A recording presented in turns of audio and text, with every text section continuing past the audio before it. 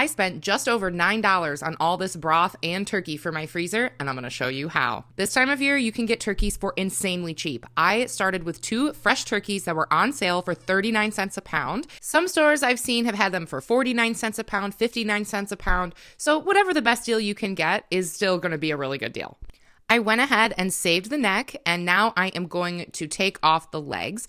I like to separate the legs from the thighs. That works the best for my family, but if you like to keep the leg and the thigh together, you can. I am not a professional here. Just make sure you have a sharp knife and sort of follow where the joints are. Move the leg a little and see where that joint is and cut where the joint is. And we're just going to set the wings, the thighs, and those legs aside.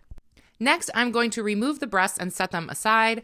After I get them off, I'm going to just go over the whole bird and just take as many little chunks of meat off as I can. My family does not basically ever want to eat a whole turkey. I'm not really into turkey breast. I prefer to grind this up. So any little meat bits we can get off of this carcass, we're going to get them off and throw them in the bowl. Next, I'm going to use this carcass to make bone broth. Make this however you want. Throw it on your stove, whatever. I'm going to do it in my Instant Pot. I add an onion. I add some garlic. I add some bay leaves. I just find it's easier and faster to do it in my Instant Pot, but, make the broth however you want. Then, of course, because I can only do one carcass in the Instant Pot at a time, I'm going to go ahead and prep my other turkey to do the exact same thing. Don't forget to disinfect as you go to minimize contaminating everything in your kitchen. Now I'm going to use my KitchenAid attachment meat grinder. This isn't KitchenAid brand. I got a very cheap knockoff and I use it all the time. Definitely worth the $30 I spent on it. It's very easy to use and I'm going to grind up all of the breast. I'm not going to add anything to it, but if you wanted to, you could add some fat, you could add spices, you could make sausage with it. I'm keeping it a blank slate because that's what works best for all of the things I want to make for my family.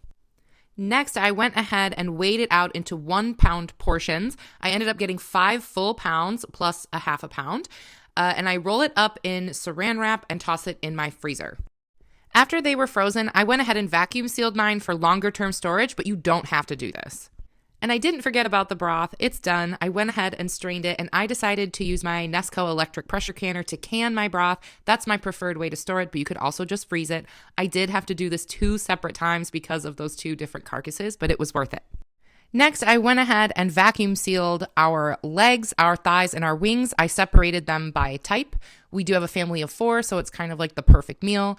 And my husband loves smoking the legs and the thighs and the wings, so we're probably going to do that at some point. But I like to vacuum seal them for longevity in the deep freezer. And there you go, all ready for the freezer and the pantry. This is going to feed my family so many meals for hardly anything.